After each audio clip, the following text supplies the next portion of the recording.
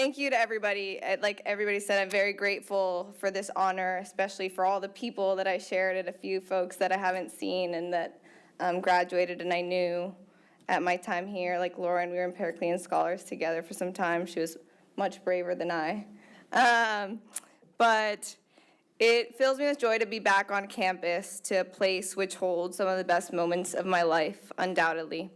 To be honest, whenever I tell people that I came to Elon, so I'm from Panama, in case that didn't come through, but the first question I get is, how in the world did you end up at Elon from Panama? And the answer is pretty simple. I mean, I found a community where I knew immediately that I belonged. And of course it was different, but I was raised in a home where my parents always supported us to blaze our own trail and reach new heights in our own way, to both me and my brother, both directly and by their examples.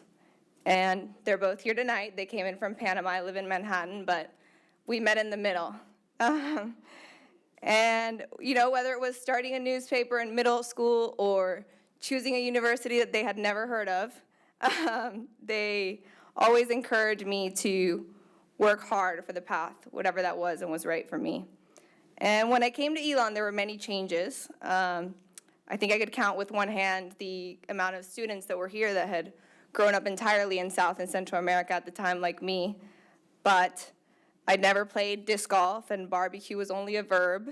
And I had never thought of all the possibilities of monogramming everything around you. But, you know, this on top of coming from a high school taught primarily in Spanish. But despite all the changes, I always felt at home at Elon because I found a community that echoed the environment of support that I grew up with. And that continued for me. It was a community who never dismissed a new goal or vision I had, but rather, if I put it out in the world, they would cling to it, sometimes to my demise, and encourage me and make me accountable to achieve that goal. I recall I studied econ and finance. During my first semester, I took Econ 101, and we had as our final paper to take any concept of your real world and apply it to something basic you had learned. So we were all freshmen, and common examples were studying the demand of beer in a college town versus the rest of America, or, you know, the supply of soccer goods in a World Cup year versus other years in between. And I went up to Professor Jim Barber and said that I was going to do the impact of fixing currency exchange rates and the role of the U.S. and IMF in Argentina's financial crisis in 2002. And I have no idea why I thought that was cool. But let me tell you, by the time I finished, I definitely thought that I should have stuck to beer or monogramming instead of the Argentinian crisis. But Professor Barber warned me that it was a very ambitious topic to cover as a freshman, but he could tell I was passionate about it and that he would be by my side in pursuing it and that I should go for it. And I did. And when I finished, he said, I just really hope you study, you know, econ and finance and stick with it. And I did.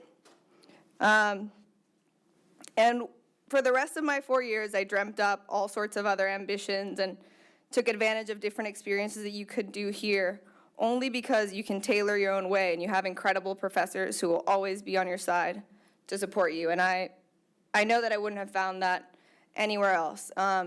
Most of my close friends from Panama studied in the US, and when we graduated, they all went back home and got jobs there, which was probably the smart thing to do.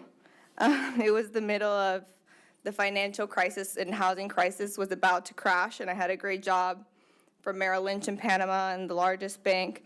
But I had always envisioned working in the US, continue to grow, and eventually making a greater impact in Panama. And it was the courage that began at home and really continued at Elon that really enabled me to make that choice despite the headwinds in the market. And 9 years later, I honestly find myself having reached levels in my industry beyond what I'd ever imagined, and then unexpectedly also becoming a leader in our women's networks in New York, where I continue spreading that courage and with other professional women, because I do know how important it can be to have a community to encourage you and assert that you're doing the right thing.